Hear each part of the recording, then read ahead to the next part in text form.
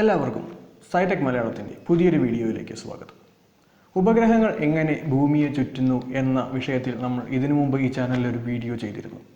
അതുമായി ബന്ധപ്പെട്ട് ഉയർന്നു വന്ന ഒരു സംശയമാണ് എന്തുകൊണ്ട് എലിപ്റ്റിക്കൽ ഓർബിറ്റിൽ ഗ്രഹങ്ങൾ സൂര്യനെ ചുറ്റുന്നു അല്ലെങ്കിൽ ഉപഗ്രഹങ്ങൾ ഭൂമിയെ ചുറ്റുന്നു എന്നത്.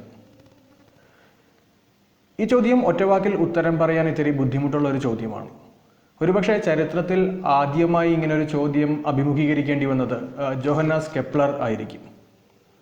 കാരണം അതുവരെയുള്ള 3 പ്രധാനപ്പെട്ട സൗരയൂഥ മാതൃകകളെ തിരസ്കരിച്ചുകൊണ്ട് ഗ്രഹങ്ങൾ സൂര്യന് ചുറ്റും ഒരു എലിപ്റ്റിക്കൽ ഓർബിറ്റിൽ അല്ലെങ്കിൽ ഒരു ദീർഘവൃത്താകാര പാതയിലാണ് ചുറ്റുന്നത് എന്ന് ആദ്യമായി പറഞ്ഞത് ജോഹന്നാസ് കെപ്ലർ ആയിരുന്നു. അതുവരെ ഉണ്ടായിരുന്ന 3 പ്രധാനപ്പെട്ട സൗരയൂഥ മാതൃകകൾ, ഒന്ന് ടോളമിയുടെ ഭൂമിയെ കേന്ദ്രമാക്കിയുള്ള, അതായത് ജിയോസെൻട്രിക് മോഡലായിരുന്നു. ഭൂമി സൗരയൂഥത്തിൻ്റെ കേന്ദ്രമാണ് അല്ലെങ്കിൽ പ്രപഞ്ചത്തിൻ്റെ കേന്ദ്രമാണെന്ന് അദ്ദേഹം പറഞ്ഞു. മറ്റ് ഗ്രഹങ്ങളും സൂര്യനും ചന്ദ്രനുമെല്ലാം ഭൂമിയെ ചുറ്റുകയാണെന്നും അദ്ദേഹം പറഞ്ഞു. അതുപോലെ തന്നെ കോപ്പർനിക്കസിൻ്റെ ഹീലിയോസെൻട്രിക് മോഡൽ, സൂര്യനാണ് പ്രപഞ്ചത്തിൻ്റെ കേന്ദ്രമെന്ന് അദ്ദേഹം പറഞ്ഞു. അതുപോലെ തന്നെ ഗ്രഹങ്ങൾ, ഭൂമി എല്ലാം സൂര്യനെ ചുറ്റുകയാണെന്നും കോപ്പർനിക്കസ് പറഞ്ഞു. പക്ഷേ ഈ 2 മോഡലുകളിലും അവർ പറഞ്ഞത് സർക്കുലർ ഓർബിറ്റിലാണ് ഭൂമിയെ ചുറ്റുന്നത് അല്ലെങ്കിൽ സൂര്യനെ ചുറ്റുന്നതെന്ന്. ഇതൊന്നും കൂടാതെ ടൈക്കോ ബ്രാഹെ എന്ന ഒരു ആസ്ട്രോണമറുടെ ഒരു മോഡലുണ്ട്.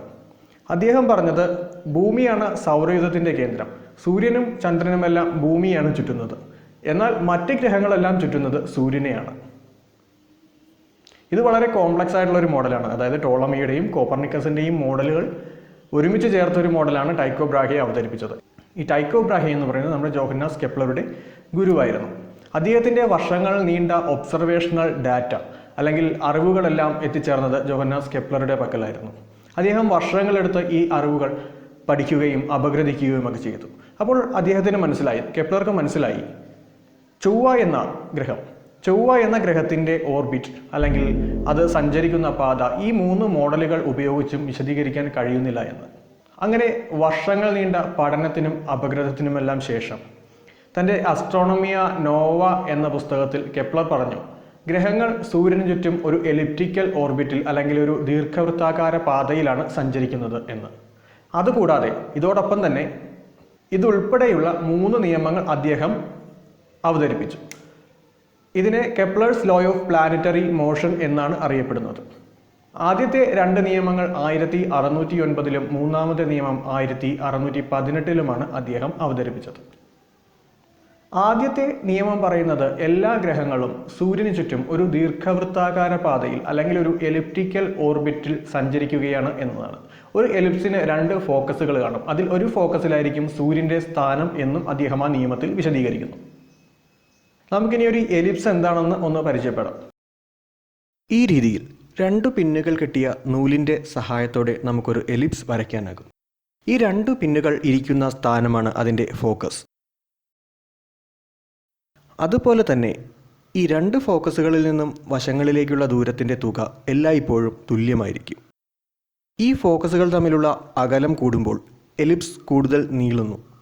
വൃത്തത്തിൻ്റെ ഡയമീറ്റർ പോലെ എലിപ്സിൻ്റെ നീളം കൂടിയ ആക്സിസിനെ നമ്മൾ മേജർ ആക്സിസ് എന്നും നീളം കുറഞ്ഞ ആക്സിസിനെ നമ്മൾ മൈനർ ആക്സിസ് എന്നുമാണ് വിളിക്കുന്നത്.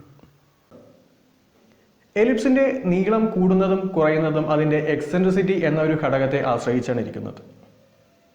എലിപ്സിൻ്റെ എക്സെൻട്രിസിറ്റി എല്ലായ്പ്പോഴും 0-നും 1-നും ഇടയിലായിരിക്കും.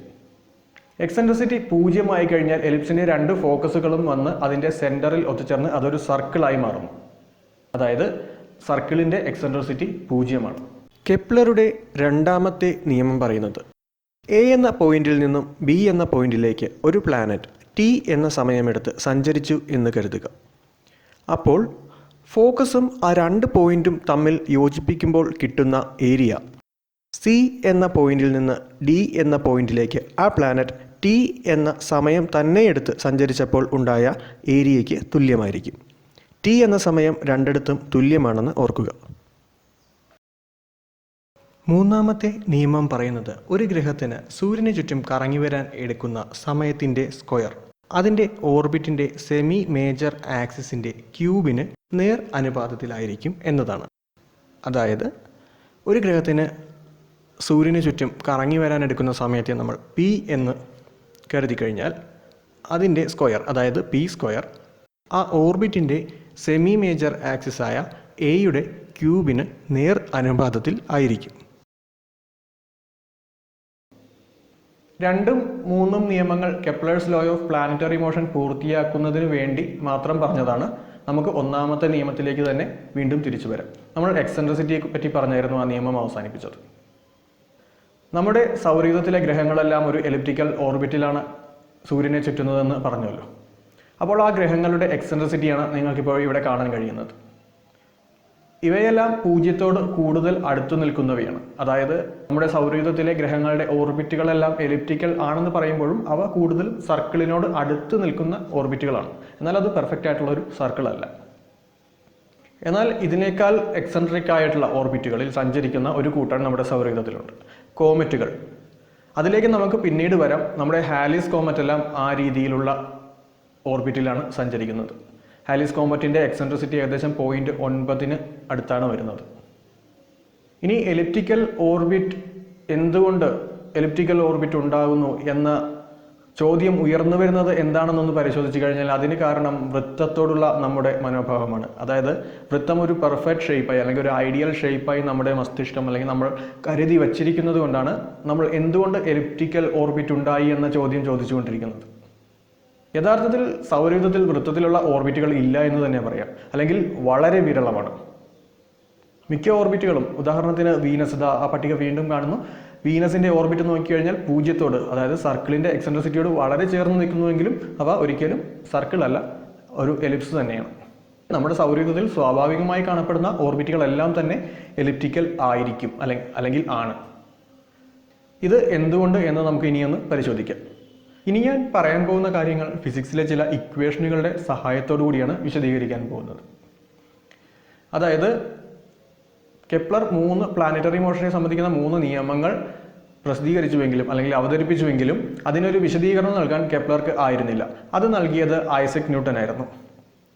അപ്പോൾ ഐസക് ന്യൂട്ടൻ തൻ്റെ യൂണിവേഴ്സൽ ലോ ഓഫ് ഗ്രാവിറ്റേഷനും സെക്കൻഡ് ലോ ഓഫ് മോഷനും എല്ലാം ചേർത്താണ് ഇതിന് വിശദീകരണം നൽകിയത്. അദ്ദേഹം അന്ന് ഇതിന് വിശദീകരണം നൽകുന്ന സമയത്ത് കാൽക്കുലസ് ഉപയോഗിച്ചിരുന്നില്ല എന്നതാണ് മറ്റൊരു രസകരമായ കാര്യം. പക്ഷേ നമ്മൾ ഇന്ന് ഈ നിയമങ്ങളുടെ വിശദീകരണം നമ്മൾ മാത്തമാറ്റിക്സിൻ്റെ സഹായത്തോടുകൂടി പഠിക്കാൻ ശ്രമിച്ചു കഴിഞ്ഞാൽ അത് കാൽക്കുലസ് ഉപയോഗിച്ചാണ് അവ വിശദീകരിക്കുന്നത്. എന്നാൽ ഞാനിവിടെ കാൽക്കുലസ് ഉപയോഗിച്ചൊന്നും അത് വിശദീകരിക്കാൻ ശ്രമിക്കുന്നില്ല. അതിൻ്റെ ഫൈനൽ റിസൾട്ട് മാത്രമേ ഞാൻ ഈ വീഡിയോയിൽ പറയുന്നുള്ളൂ. ഇൻ കേസ് നിങ്ങൾക്ക് അതിൻ്റെ ഡെറിവേഷൻ പഠിക്കണമെന്ന് താല്പര്യമുള്ളവർക്കായി ഞാൻ ഈ വീഡിയോയുടെ ഡിസ്ക്രിപ്ഷനിൽ ഒരു ലിങ്ക് നൽകുന്നുണ്ട്. അത് ഏകദേശം ഒരു 50 മിനിറ്റോളമുള്ള ഒരു വീഡിയോ ആണ്. അതിൽ നോക്കി നിങ്ങൾക്ക് കെപ്ലറുടെ ഒന്നാമത്തെ നിയമത്തിൻ്റെ ഡെറിവേഷൻ അല്ലെങ്കിൽ അതെങ്ങനെ വന്നു എന്ന് പഠിക്കാം. ഒരു നക്ഷത്രത്തെ ചുറ്റുന്ന ഒരു ഗ്രഹത്തിൻ്റെ അല്ലെങ്കിൽ നമ്മുടെ സൗരയൂഥത്തിൻ്റെ ഉദാഹരണം തന്നെ എടുത്തു കഴിഞ്ഞാൽ സൂര്യനെ ചുറ്റുന്ന ഗ്രഹത്തിൻ്റെ ഓർബിറ്റിനെ അല്ലെങ്കിൽ അതിൻ്റെ ഓർബിറ്റിനെ സ്വാധീനിക്കുന്ന പ്രധാനപ്പെട്ട 2 ഘടകങ്ങളാണ്. ഒന്ന് ഗ്രാവിറ്റി.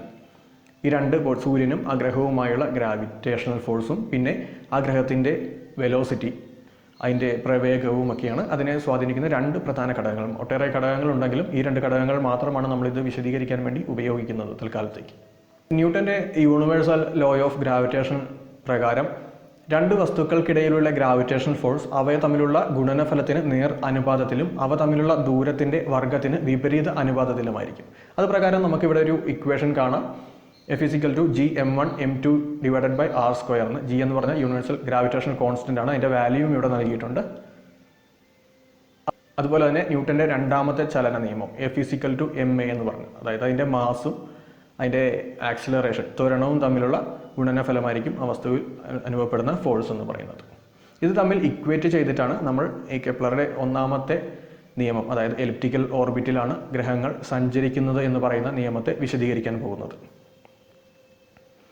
ഇനി നമ്മൾ തുടർന്ന് അങ്ങോട്ട് പറയുന്ന കാര്യങ്ങളിൽ സൂര്യൻ്റെ മാസായിട്ട് എടുക്കുന്നത് ക്യാപിറ്റൽ എമ്മും ഗ്രഹത്തിൻ്റെ മാസായിട്ട് എടുക്കുന്നത് സ്മോൾ ലെറ്റർ എമ്മുമാണ്. ഇത് നിങ്ങളൊന്ന് മനസ്സിൽ വച്ചേക്കുക.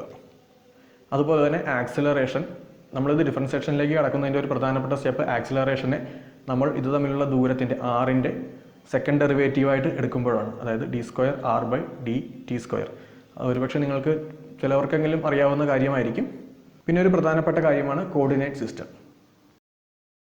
ഇവിടെ നമ്മൾ പ്ലെയിൻ പോളാർ കോർഡിനേറ്റ് സിസ്റ്റത്തിൽ പ്ലാനറ്റിൻ്റെ സ്ഥാനം അടയാളപ്പെടുത്തുകയാണ്. ഇവിടെ ഗ്രഹത്തിൻ്റെ സ്ഥാനം നമ്മൾ r, θ എന്നീ 2 അക്ഷരങ്ങൾ കൊണ്ട് അടയാളപ്പെടുത്തിയിരിക്കുന്നു. ഗ്രഹത്തിൻ്റെ സ്ഥാനം കൊടുത്തിരിക്കുന്നത് പ്ലെയിൻ പോളാർ കോർഡിനേറ്റ് സിസ്റ്റത്തിലാണ്. സാധാരണ നമ്മൾ എക്സ്, വൈ എന്ന് 2 ആക്സിസുകൾ ഉപയോഗിച്ചാണല്ലോ ഒരു വസ്തുവിനെ 2Dയിൽ സൂചിപ്പിക്കാറുള്ളത്. ഇങ്ങനെയുള്ള രീതിയെ കാർട്ടീഷ്യൻ കോർഡിനേറ്റ് സിസ്റ്റം എന്നാണ് അറിയപ്പെടുന്നത്. ഇതുപോലെ തന്നെ ബഹിരാകാശത്തിലെ ഒട്ടുമിക്ക പ്രധാനപ്പെട്ട കാര്യങ്ങളും കണക്കാക്കുന്നത് ഒന്നെങ്കിൽ പ്ലെയിൻ പോളാർ കോർഡിനേറ്റ്സ് ഉപയോഗിച്ചോ അല്ലെങ്കിൽ സ്പെറിക്കൽ കോർഡിനേറ്റ്സ് ഉപയോഗിച്ചോ ഒക്കെയാണ്. അല്ലാതെ നമ്മൾ സാധാരണ നിത്യജീവിതത്തിൽ ഉപയോഗിക്കുന്ന X, Y Cartesian coordinate system ഉപയോഗിച്ചല്ല. അങ്ങനെ ന്യൂട്ടൻ്റെ 2 ഇക്വേഷനുകളും നമ്മൾ ഉപയോഗിച്ച് കാൽക്കുലസിൻ്റെ സഹായത്തോടുകൂടി അത് ഡിറൈവ് ചെയ്ത് ഒരു കോണിക് സെക്ഷൻ്റെ ഒരു ഇക്വേഷൻ ഉണ്ടാക്കിയിട്ടുണ്ട്. ആ ഇക്വേഷനാണ് നിങ്ങളിപ്പോൾ സ്ക്രീനിൽ കാണുന്നത്. അതിലെ ഓരോ ടേമും ഇവിടെ തന്നെ വിശദീകരിച്ചിട്ടുണ്ട്. ഇ എന്ന് പറഞ്ഞാൽ എക്സെൻട്രിസിറ്റിയാണ്, എല്ലാവർക്കും അറിയാം. എൽ എന്ന് പറഞ്ഞാൽ ആംഗുലർ മൊമെൻറ്റമാണ്. തീറ്റ എന്ന് പറഞ്ഞാൽ ആംഗുലർ വെലോസിറ്റിയാണ്. ഇതൊരു കോണിക് സെക്ഷൻ്റെ ഇക്വേഷനാണെന്ന് പറഞ്ഞല്ലോ. അതിൽ ഒരു കോണിൽ നിന്ന് നമുക്ക് ഈ ഓർബിറ്റുകളെല്ലാം എങ്ങനെ ഉണ്ടാകുന്നു എന്ന് ഇവിടെ കാണാവുന്നതാണ്. ആ കോൺ പല രീതിയിൽ മുറിക്കുമ്പോൾ ഉണ്ടാകുന്ന ഓർബിറ്റ്, സർക്കുലർ, പിന്നെ എലിപ്റ്റിക്കൽ, പിന്നെ പാരാബോള, ഹൈപ്പർബോള എല്ലാം നിങ്ങൾക്ക് ഇവിടെ കാണാവുന്നതാണ്. ഇതിൻ്റെയൊക്കെ എക്സെൻട്രിസിറ്റി നോക്കുകയാണെങ്കിൽ സർക്കിളിൻ്റെ എക്സെൻട്രിസിറ്റി എന്ന് പറഞ്ഞാൽ 0ആണ്, നമ്മൾ നേരത്തെ പറഞ്ഞിരുന്നു. അതുപോലെ തന്നെ എലിപ്സിൻ്റെ എക്സെൻട്രിസിറ്റി എന്ന് പറഞ്ഞാൽ 0നും 1നും ഇടയിലാണ്. അതൊരിക്കലും 0ഉമാകില്ല, 1ഉമാകില്ല. അതുപോലെ തന്നെ ഹൈപ്പർബോളയുടെ എക്സെൻട്രിസിറ്റി എന്ന് പറയുന്നത് 1ന് മുകളിലാണ്. പാരാബോളയുടെ ആണെങ്കിൽ 1ന് തുല്യവും. ഈ കാണുന്ന ഓർബിറ്റുകളിൽ പരാബോളയും ഹൈപ്പർബോളയും ഒഴിച്ച് വേറെയെല്ലാം ക്ലോസ്ഡ് ഓർബിറ്റുകളാണ്. അതായത് അവ സൂര്യനെ ചുറ്റാൻ ആരംഭിച്ചാൽ സൂര്യനെ തന്നെ ചുറ്റിക്കൊണ്ടിരിക്കും. പക്ഷേ പരാബോള ഓർബിറ്റുകളും ഹൈപ്പർബോള ഓർബിറ്റിലും ഒരിക്കൽ സൂര്യനെ ചുറ്റി പോയി കഴിഞ്ഞാൽ അവ ഒരിക്കലും തിരിച്ചു വരില്ല. സൂര്യൻ്റെ സമീപത്തേക്ക് പിന്നീട് ഒരിക്കലും അത് തിരിച്ചു വരില്ല. ഇതിനൊരു ഉദാഹരണം പറയുവാണെങ്കിൽ, കുറേ നാളുകൾക്ക് മുമ്പ് നമ്മുടെ സൗരയൂഥത്തിൽ വന്ന ഒരു ഇൻറ്റർസ്റ്റെല്ലാർ അതിഥിയെ ഒരുപക്ഷെ നിങ്ങൾ മറന്നു കാണാൻ സാധ്യതയില്ല. ഒമുവ മുവ എന്നാണ് നമ്മൾ അതിനെ വിളിച്ചിരുന്നത്. അതൊരു ഇൻറ്റർസ്റ്റെല്ലാർ ആസ്ട്രോയിഡോ കോമറ്റോ ഒക്കെയായിരുന്നു. അതിൻ്റെ വിക്കിപീഡിയ പേജിൽ ഒരുപക്ഷെ അതിൻ്റെ ചിത്രം കാണുമ്പോൾ നിങ്ങൾക്ക് ഓർമ്മയുണ്ടാവും. അതിൻ്റെ വിക്കിപീഡിയ പേജിൽ പോയി നമുക്ക് അതിൻ്റെ എക്സെൻട്രിസിറ്റി ഒന്ന് പരിശോധിക്കാം. അത് 1ന് മുകളിലാണ്. ഇതാ കാണുന്നത്, നിങ്ങളിപ്പോൾ കാണുന്നുണ്ടാവും. അത് 1ന് മുകളിലാണ്. 1.1951 ആ ആസ്ട്രോയിഡിൻ്റെ അല്ലെങ്കിൽ ആ കോമറ്റിൻ്റെ എക്സെൻട്രിസിറ്റി എന്ന് പറയുന്നത്. ഇത് സൂര്യനെ ചുറ്റി പോവുകയുണ്ടായി. ഇത് ഇനി ഒരിക്കലും തിരിച്ചു വരില്ല. 1ന് മുകളിൽ എക്സെൻട്രിസിറ്റി ഉള്ളത് ഒരു ഹൈപ്പർബോളയാണ്. ഇപ്പോൾ നിങ്ങൾ ഈ സ്ക്രീനിൽ കാണുന്നത് ഒരു ഗ്രഹത്തിൻ്റെ ഓർബിറ്റിൻ്റെ എക്സെൻട്രിസിറ്റി കണ്ടുപിടിക്കുന്നതിനുള്ള ഒരു ഇക്വേഷനാണ്. അതിനകത്ത് ഉപയോഗിച്ചിരിക്കുന്ന ടേമുകളെല്ലാം നിങ്ങൾക്ക് ഒരു പക്ഷേ ഇതിനോട് പരിചയമുള്ളതായിരിക്കും. സ്മോൾ ലെറ്റർ ഇ എന്ന് പറയുന്നത് എക്സെൻട്രിസിറ്റിയാണ്. പിന്നെ അതിനകത്ത് പരിചയമില്ലാത്തത് പക്ഷേ ക്യാപിറ്റൽ ഇ ആയിരിക്കും. ക്യാപിറ്റൽ ഇ എന്ന് പറയുന്നത് എനർജിയാണ്, ടോട്ടൽ മെക്കാനിക്കൽ എനർജിയാണ്. അത് ഗ്രഹത്തിൻ്റെ കൈനറ്റിക് എനർജിയുടെയും ഗ്രാവിറ്റേഷണൽ പൊട്ടൻഷ്യൽ എനർജിയുടെയും തുകയാണ് അല്ലെങ്കിൽ സമ്മാണ്. ഈ ഇക്വേഷൻ എനർജിയും ഓർബിറ്റുമായി എങ്ങനെ ബന്ധപ്പെട്ടിരിക്കുന്നു എന്നതിൻ്റെ ഒരു വിശദീകരണം കൂടിയാണ്. അതാണ് ഇനി തുടർന്ന് പറയാൻ പോകുന്നത്. അത് പറഞ്ഞു കഴിയുമ്പോഴേക്കും എന്തുകൊണ്ടാണ് കൂടുതലായി എലിപ്റ്റിക്കൽ ഓർബിറ്റ് നമ്മുടെ പ്രപഞ്ചത്തിൽ കാണുന്നത് എന്ന് നിങ്ങൾക്ക് ഒരുപക്ഷെ മനസ്സിലാകും. നമ്മൾ ഈ ക്യാപിറ്റൽ ഇ എന്ന് പറഞ്ഞ എനർജി അത് 3 രീതിയിൽ വരാം. ഒന്നെങ്കിൽ എനർജി 0 ആകാം, അല്ലെങ്കിൽ 0ന് താഴെ പോകാം, അല്ലെങ്കിൽ 0ന് മുകളിൽ വരാം. ഈ 3 കേസുകളുണ്ട്. ഈ 3 കേസുകൾ നമ്മൾ സെപ്പറേറ്റ് ആയിട്ട് ഇനി തുറന്ന് പരിശോധിക്കാൻ പോവുകയാണ്. ഒന്നാമത്തെ കേസിൽ എനർജി 0 എടുക്കാം നമുക്ക്. അപ്പോൾ എക്സെൻട്രിസിറ്റിയുടെ ഇക്വേഷൻ ശ്രദ്ധിക്കുക. 2mp²e/L² എന്ന ഭാഗം 0 മാറുന്നു. അപ്പോൾ എക്സെൻട്രിസിറ്റിയുടെ വാല്യൂ 1 ആകുന്നു. എക്സെൻട്രിസിറ്റിയുടെ വാല്യൂ 1 ഉള്ളത് ഒരു പരാബോളയ്ക്കാണ്. അപ്പോൾ എനർജി 0 കഴിഞ്ഞാൽ ആ ഓർബിറ്റ് പാരാബോളിക് ഓർബിറ്റ് ആയിരിക്കും. ഒരു ഗ്രഹത്തിൻ്റെ എനർജി 0 കഴിഞ്ഞാൽ അതിൻ്റെ ഓർബിറ്റ് പാരാബോളിക് ഓർബിറ്റ് ആയിരിക്കും. ഇനി അടുത്ത കേസിൽ നമുക്ക് എനർജിയുടെ വാല്യൂ 0ന് മുകളിൽ വരുന്നത് പരിഗണിക്കാം. ഇപ്പോൾ എക്സെൻട്രിസിറ്റിയുടെ ഇക്വേഷനിൽ mp²e/L² എന്ന ഭാഗം 0ന് മുകളിലുള്ള ഒരു വാല്യൂ വരുന്നു. അപ്പോൾ സ്വാഭാവികമായും എക്സെൻട്രിസിറ്റിയുടെ വാല്യൂ 1ന് മുകളിൽ വരുന്നു. കാരണം റൂട്ടിനകത്തുള്ള ഭാഗം നോക്കുക. 2mp²e/L² വാല്യൂ 1ന് മുകളിൽ വരുമ്പോൾ അതും റൂട്ടിനകത്ത് ഓൾറെഡി ഉള്ള 1ഉം കൂടി കൂട്ടുമ്പോൾ എക്സെൻട്രിസിറ്റിയുടെ വാല്യൂ 1ന് മുകളിലായിരിക്കും. 1ന് മുകളിൽ എക്സെൻട്രിസിറ്റി വന്നു കഴിഞ്ഞാൽ ആ ഓർബിറ്റ് ഒരു ഹൈപ്പർബോളിക് ഓർബിറ്റ് ആയിരിക്കും. ഇനി പറയാൻ പോകുന്ന കേസാണ് നമ്മുടെ ഈ വിഷയത്തിന് ഏറ്റവും ആവശ്യമായത്. അതായത് പ്ലാനറ്റിൻ്റെ എനർജി 0ന് താഴെ പോയാലുള്ള അവസ്ഥ. അപ്പോൾ നമ്മുടെ എക്സെൻട്രിസിറ്റിയുടെ ഇക്വേഷൻ പ്രകാരം ഒന്നുകിൽ റൂട്ടിനകത്ത് ഒരു നെഗറ്റീവ് വാല്യൂ വരും, അല്ലെങ്കിൽ അതൊരു പോസിറ്റീവ് വാല്യൂ വരും. നമുക്കറിയാം റൂട്ടിനകത്ത് നെഗറ്റീവ് വാല്യൂ വന്നു കഴിഞ്ഞാൽ അതിനെ ഐ എന്നൊരു അക്ഷരം കൊണ്ടാണ് സൂചിപ്പിക്കുന്നത്. അതായത് √(-1) ഐ എന്നാണ് നമ്മൾ സൂചിപ്പിക്കുന്നത്. അത് കോംപ്ലക്സ് നമ്പറിനെ സൂചിപ്പിക്കാൻ ഉപയോഗിക്കുന്ന ഒരു ടേമാണ്. നമ്മളതൊരു ഓർബിറ്റിൻ്റെ കാര്യത്തിൽ നമ്മളത് കൺസിഡർ ചെയ്യുന്നില്ല. നമ്മൾ റിയൽ നമ്പർ മാത്രമേ എക്സെൻട്രിസിറ്റിയുടെ കാര്യത്തിൽ കൺസിഡർ ചെയ്യുന്നുള്ളൂ. അപ്പോൾ റൂട്ടിനകത്ത് പോസിറ്റീവ് വാല്യൂ വരുന്ന കേസ് മാത്രമേ നമ്മൾ പരിഗണിക്കേണ്ടതുള്ളൂ. 1+2mp²e/L² വാല്യൂ പോസിറ്റീവ് ആകുമ്പോൾ രണ്ട് കാര്യങ്ങൾ ഇവിടെ സംഭവിക്കാം. ഒന്ന്, 2mp²e/L² -0.1-നും -0.9-നും ഇടയിൽ വരാം. ഈ സമയം റൂട്ടിനുള്ളിലെ വാല്യൂ പോസിറ്റീവ് ആകുന്നു. ഇങ്ങനെ വരുമ്പോൾ എക്സെൻട്രിസിറ്റി 0-നും 1-നും ഇടയിൽ വരുന്നു. ഇത് എലിപ്റ്റിക്കൽ ഓർബിറ്റിൻ്റെ എക്സെൻട്രിസിറ്റിയാണ്. ഇനി മറ്റൊന്നുകൂടി സംഭവിക്കാം. 2mp²e/L² വാല്യൂ -0.9 കടന്ന് -1 എത്തിച്ചേരുന്നു. ഇങ്ങനെ വരുമ്പോൾ റൂട്ടിൻ്റെ ഉള്ളിൽ 0 വരുന്നു. അപ്പോൾ എക്സെൻട്രിസിറ്റി 0 ആകുന്നു. ഇതൊരു സർക്കുലർ ഓർബിറ്റിൻ്റെ എക്സെൻട്രിസിറ്റിയാണ്. പക്ഷേ ഒരു കാര്യമുണ്ട്. എനർജി 0-ന് താഴെ പോകുന്ന കേസിൽ റൂട്ടിനുള്ളിലെ വാല്യൂ പോസിറ്റീവ് ആകണമെങ്കിൽ എനർജി ഒരു പ്രത്യേക പരിധിക്ക് പുറത്തേക്ക് പോകാൻ പാടില്ല. ആ പരിധി എങ്ങനെ കണ്ടെത്തുമെന്ന് ചോദിച്ചു കഴിഞ്ഞാൽ നമ്മുടെ 1+2mp²e/L² 0-നും -1-നും ഇടയിൽ ആയിരിക്കണം. അപ്പോൾ എനർജിയുടെ വാല്യൂ സ്വാഭാവികമായിട്ടും -L²/2mp²-നും 0-നും ഇടയിൽ ആയിരിക്കും. അതായത് -L²/2mp²-നേക്കാൾ വലുതും 0-നേക്കാൾ ചെറുതുമായിരിക്കും. മറ്റൊരു രീതിയിൽ പറഞ്ഞാൽ സൂര്യനെ ചുറ്റുന്ന ഗ്രഹങ്ങളുടെ കൈനറ്റിക് എനർജി സൂര്യനുമായുള്ള ഗ്രാവിറ്റേഷണൽ പൊട്ടൻഷ്യൽ എനർജിയേക്കാളും എപ്പോഴും കുറവായിരിക്കും. ഇനി ഒരു പെർഫെക്റ്റ് സർക്കുലർ ഓർബിറ്റ് നമുക്ക് ലഭിക്കണമെങ്കിൽ ഇയുടെ വാല്യൂ -L²/2mp²-ന് തുല്യമായിരിക്കും. ഇതിനുള്ള സാധ്യത വളരെ കുറവാണ്. നമ്മൾ നേരത്തെ പരാബോളയുടെ ഓർബിറ്റിന്റെ കാര്യം പറഞ്ഞു. അത് എക്സെൻട്രിസിറ്റി കൃത്യം 1 ആയാൽ മാത്രമേ പരാബോള എന്ന ഓർബിറ്റ് സാധ്യമാകൂ. അതുപോലെ തന്നെയാണ് സർക്കുലർ ഓർബിറ്റിന്റെ കാര്യം.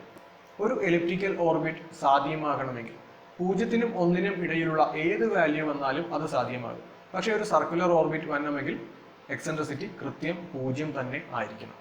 ഇതിനുള്ള സാധ്യത വളരെ കുറവാണെന്ന് നമുക്ക് ജസ്റ്റ് ഒന്ന് ചിന്തിച്ചാൽ തന്നെ മനസ്സിലാകും. ഇതുതന്നെയാണ് എലിപ്റ്റിക്കൽ ഓർബിറ്റ് അധികമായി കാണാനും സർക്കുലർ ഓർബിറ്റ് ഉണ്ടാകാതിരിക്കാനുമുള്ള പ്രധാനപ്പെട്ട കാരണം. നിങ്ങൾക്ക് എന്തുകൊണ്ടാണ് എലിപ്റ്റിക്കൽ ഓർബിറ്റ് നമ്മുടെ സൗരയൂഥത്തിലെ ഗ്രഹങ്ങളെല്ലാം എലിപ്റ്റിക്കൽ ഓർബിറ്റിൽ സൂര്യനെ ചുറ്റുന്നത് എന്ന് ഇതിനോടകം മനസ്സിലായി എന്ന് ഞാൻ കരുതുന്നു. ഈ വീഡിയോയുടെ ലെങ്ത് അല്പം കൂടുതലായി പോയി എന്നറിയാം. വീഡിയോയുടെ ഈ അറ്റം വരെ നിങ്ങൾ ഈ വീഡിയോ കണ്ടുകൊണ്ടിരുന്നെങ്കിൽ തീർച്ചയായും നിങ്ങൾക്ക് ഈ വിഷയത്തിൽ അതിയായ താല്പര്യമുള്ള ഒരാളായിരിക്കണം. അങ്ങനെയുള്ളവർ ആരെങ്കിലും ഈ വീഡിയോ ഇപ്പോഴും കാണുന്നുണ്ടെങ്കിൽ ഈ വീഡിയോയ്ക്ക് താഴെ ഒന്ന് കമൻറ്റ് ചെയ്യണം. പിന്നെ നിങ്ങളുടെ ഇത്തരം ടോപ്പിക്കുകൾ ഇഷ്ടമുള്ള സുഹൃത്തുക്കളുമായി ഈ വീഡിയോ ഷെയർ ചെയ്ത് അവരിലേക്ക് എത്തിക്കുക. ചാനൽ സബ്സ്ക്രൈബ് ചെയ്യുക. അപ്പോൾ മറ്റൊരു വീഡിയോയിലൂടെ കാണാം. Good bye.